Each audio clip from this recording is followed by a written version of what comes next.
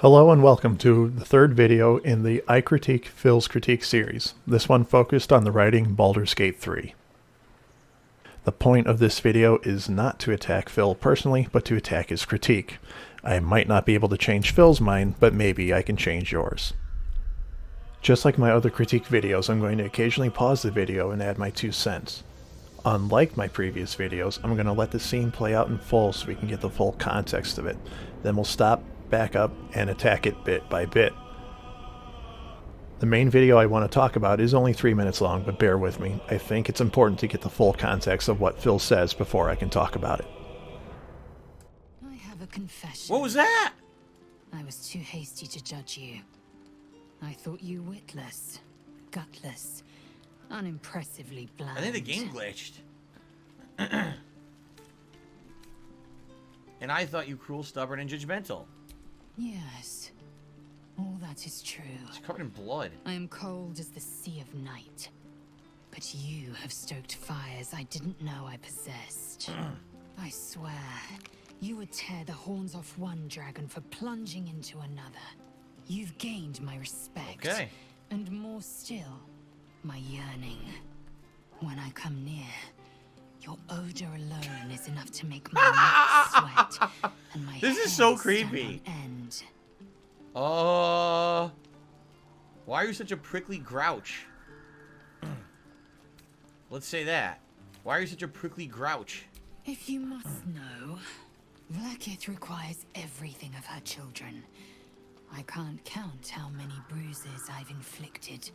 Can't measure how much blood I've drawn in the undying queen's name. I know only blood red and death black. My mind is silver, and my body steel. I am what I must be. Say what I must be. To survive every beast I face and every wound I bear. Why is it that I never have blood on me, but she's covered in blood? Enough talk. I will be plain. I want to taste you. Perhaps tonight. Perhaps later. It's like, But I want it all the same. why is she so fucking Do weird? you? Who wrote this dialogue? Who wrote this fucking dialogue? This is written by like a fucking 15-year-old. No. Your loss, I fear. No. One day soon, you will wonder how my lips might have tasted, how my fingers on your skin might have felt. No. And you will wish you could return. That is the to problem. The this dialogue's last terrible. Like, you moment. really think that's how she would have reacted? Oh, well. Just immediately, she's like, oh, well, I give up. Right? No. The dialogue is bad. I'm sorry. Like, that kind of dialogue is so bad. It doesn't feel organic or real. It just feels like some fucking horny nerd wrote that scene because they wanted to have fan service for people who are also horny nerds. Get a better writer to write those scenes and maybe someone would be interested. I don't want to see what a horny nerd thinks of this relationship. Sorry. Sorry. Anyway, let's continue, shall we? Alright. Let's have our full rest here.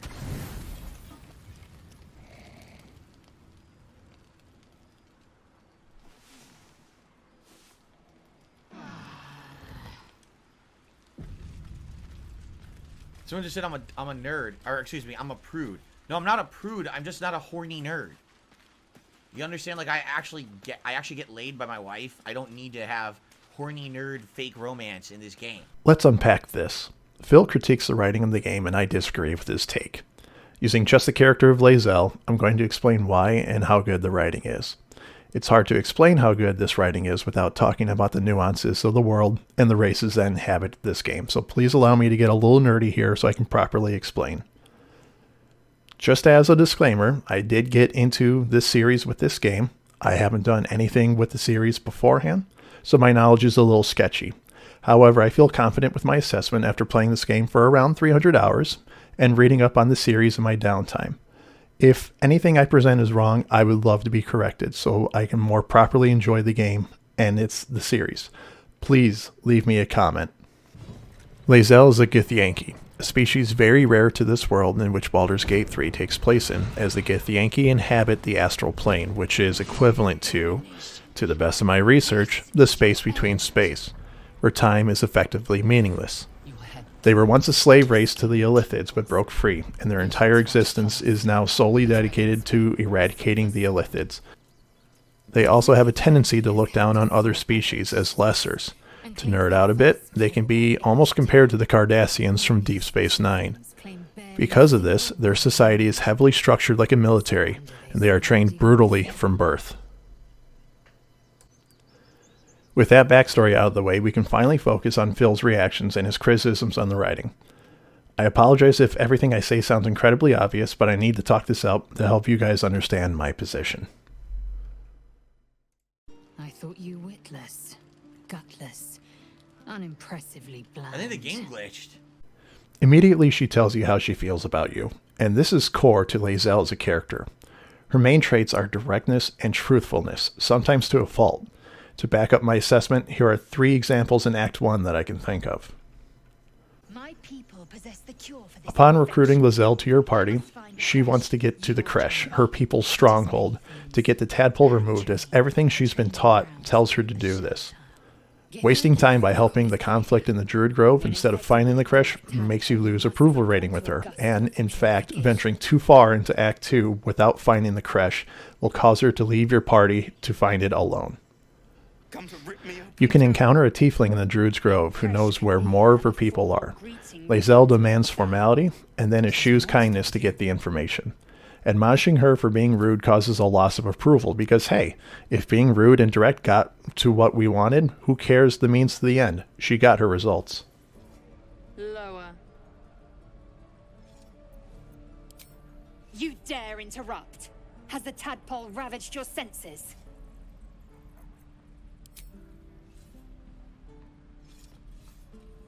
Take word to your Creche. Toward the end of Act 1, when the party meets Kithrak Voss, there's a player option to make Lae'zel lie to Voss. If she doesn't lie to him, Voss will learn that the party is infected and order them killed on sight. Unbeknownst to Lae'zel, this is the only way the Githyanki can cure their infection. If the player is able to convince Lae'zel to lie to him, it saves her life, as he departs none the wiser. If she is not recruited in Act 1, her corpse can be found at the same place the player encounters Voss, which we can infer that, without the player's influence, her truthfulness got her killed.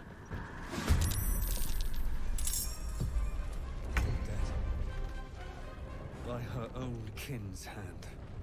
I feel it necessary here to remind you that all this information I gave you was just in Act 1 alone, the first few hours of the game. By this time, you get an idea of who Lae'zel is as a person. Just before Act 2, you have the ability to visit the Creche, and you can learn that everything Lae'zel believes about her people and her queen is a lie.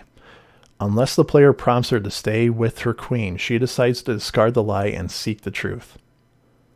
The video that we're watching from Phil's playthrough, this is in Act 2. He should know by now, or at least have a decent idea of who Lae'zel is and her personality. And I thought you cruel, stubborn, and judgmental. Yes, all that is true. When approached with the idea that she is not a nice person, Lae'zel does not react in anger or denial. She flat out agrees with you because, as she states, all that is true for her. As a soldier in Vlaakith's army fighting against the Illithids, she doesn't have time to be pleasant, to beat around the bush. She needs to do what needs to be done. A great example of this comes from Act 3, so a slight spoiler warning is in effect. I'll put a timestamp up when the spoiler is over. In order to save her people from centuries of oppression, Lae'zel is willing to deal with a devil from hell to get the means of freeing her people, even if it means that said devil would acquire an item of unimaginable power. Could she do the right thing, deny the deal with the devil and steal the item herself? Sure, but it wouldn't be as quick. The deal would give her exactly what she wants, right when she needs it. You would tear the horns off one dragon for plunging into another. You've gained my respect. Okay. And more still, my yearning. Because of the actions performed by the player in combat, Lae'zel's militaristic background makes her see the player's bravery, strength, and tactics as desirable, and she lusts for them. Not love, mind you, not at this point, but lust. Had Phil engaged dialogue any further, you can get this option. I won't be your girlfriend, but I will be your lay. She isn't stringing you on, she isn't claiming to be something she doesn't want to be. Once again, direct and truthful. When I come near, Your odor alone is enough to make my neck sweat and my This is hair so stand creepy. on end. Phil calls this creepy, but this is exactly what I would expect to hear from Lae'zel, given what we know of her and her species. As a Githyanki indoctrinated into militarism, she would be attracted to sweat, blood, and fighting. Her defining personality traits wouldn't allow her to lie about why she's yearning for you. Based on this dialogue in the camp earlier in the game, You are no less alien to me than I am to you. I know of your kind, but I do not often encounter them. The tiefling was clear. If there are Githyanki west of here, that must be our objective. Purification cannot wait. I am unfamiliar with the, well, I shall not say culture. Custom, perhaps. You will educate me on matters of this Fey run. which I would interpret as not being accustomed to the culture. What may sound fine by her people would come off, as Phil puts it, creepy. To further back this up, what would happen if someone native to this world would have said that the player's odor makes them sweat and hairs stand on end? What if straight-laced Will, roguish Astarion, or secretive Shadowheart said that? Given what we know about those characters and their personalities, yes, that would come off as subjectively creepy. But I would expect Lae'zel, the soldier from Kresh Kalir, to say that, and, quite frankly, to have her tell you about how she adores your eyes, or appreciates the way you dance this early in the game would be supremely out of character for her. Why are you such a prickly grouch? Let's say that. Why are you such a prickly grouch? If you must know, Vlaakith requires everything of her children. I can't count how many bruises I've inflicted. Can't measure how much blood I've drawn in the undying Queen's name. I know only blood red and death black. My mind is silver, and my body steel. I am what I must be. Say what I must be. To survive every beast I face and every wound I bear. Why is it that I never have blood on me, but she's covered in blood? Enough talk. I will be plain. I want to taste you. Perhaps tonight. Perhaps later. It's like, But I want it all the same. why is she so fucking Do weird? you?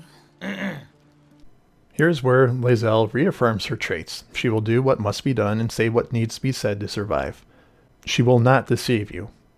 Again confirming that she just wants to have a no-strings-attached raucous night with the player, she never deludes them into thinking that something more could come from this.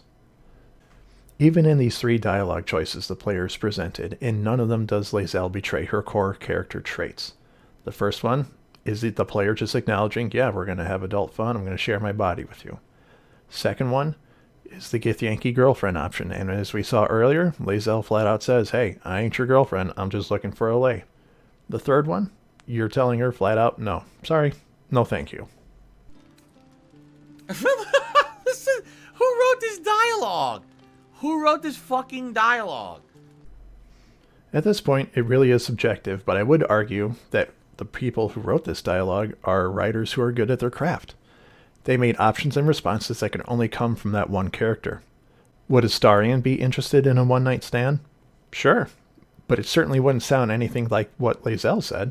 He would toy with you, play on your ego, and be a little bit of a brat about it, but he would never talk about your smell or getting him aroused. A decent writer can write a sentence that works for everyone. A great writer can create a sentence that's just right for the one character they had in mind. It's the little details and nuances that make this writing great. This is written by like a fucking 15-year-old. No. Your loss, I fear. No. One day soon, you will wonder how my lips might have tasted, how my fingers on your skin might have felt. No. And you will wish you could return. That is the to problem. this The dialogue's last terrible. moment. Like, you really think that's how she would have reacted? Oh, well. Just immediately she's like, oh, well, I give up. Right? No. Yes, this is how she would have reacted. You told her the truth straight up, and we know this because none of the options you picked earlier had a deception check next to it. You were not interested, and because it was lust and not love, she doesn't go to pieces over it. Her closing dialogue reinforces still her defining traits.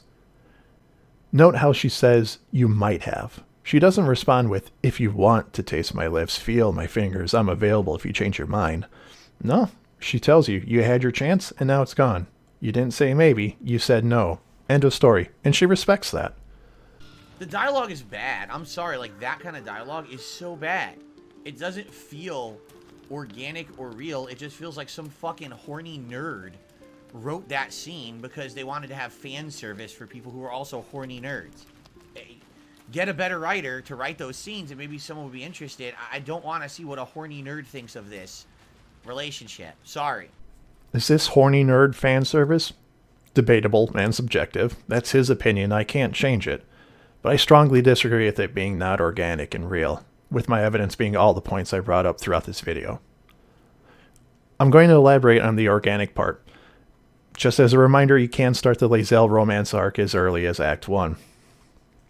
If you accept her offer for a one-night stand, you will awake in the morning with her getting ready to leave. Most, if not all, the dialogue options have her stick to her original plans, with no investment in becoming more than what they are now. Of course you did. I'm as extraordinary in bed as I am on the battlefield. Love. I might give you a lay should my whim so take me, but I won't give you love. Up now. Your moment's over. Later dialogue options allow you to pursue her, with her becoming more open to the idea of becoming more. I never promised more than a night, though I can't deny the lure of your taste. Act 2 has her confess that you are on her mind, and she needs to find out if you're worthy of being hers. But I am gnawed by an even greater torment. You, I ask myself, are you worthy? Shakvonas too. There is only one way for you to prove it. And so a fight ensues to see if you are worthy. And it's a wonderful scene that even has multiple ways for it to end, be it with you winning in combat over her, or her triumphing over you. In my opinion, the best one is the one where she beats you in combat, as she admits that she doesn't want to hurt anymore, but she wants to protect you and care for you, showing her leaving some of her aloofness behind and growing as a person. No more. I can't bear it. I've torn flesh from monsters and men. I've laughed as they suffered. But you, I don't want to hurt you. I want to protect you. For you to protect me. This couldn't wait. Furthermore, in the romance scene for Act 3, Lae'zel wakes you up to watch the sunset. Watch. During it, she confides now there is more in her life after your adventures together and being in a relationship with you. That sight. The glowing sky, the long shadows, the fading stars. I lived for the red of blood and the black of death. Now, I see the colors between.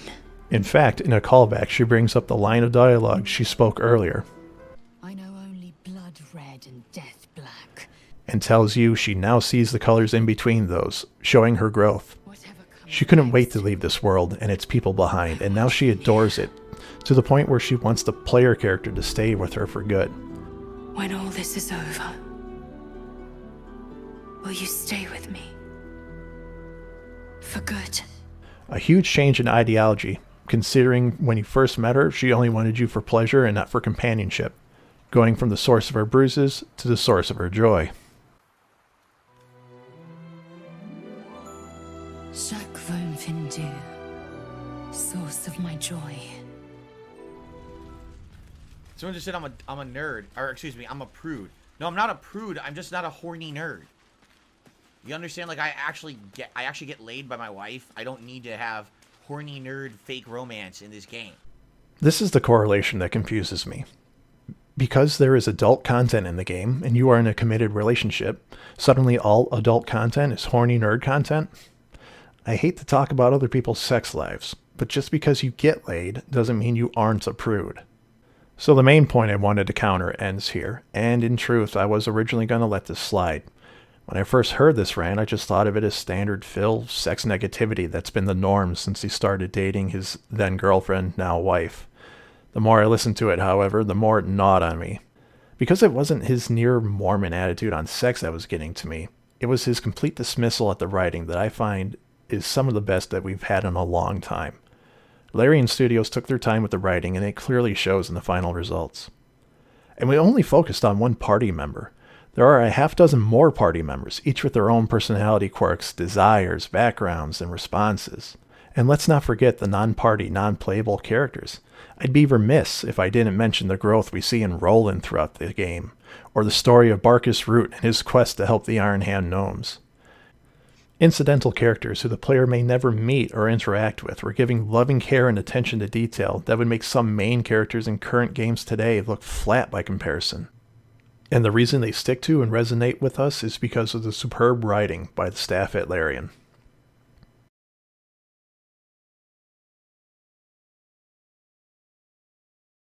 I appreciate you for watching this video. Big thanks to Iviga for letting me bounce ideas off his head. Links to his channel and all the channels in which I use the video from, including Phil's, can be found in the description. You've been great. This is Mega. Good night.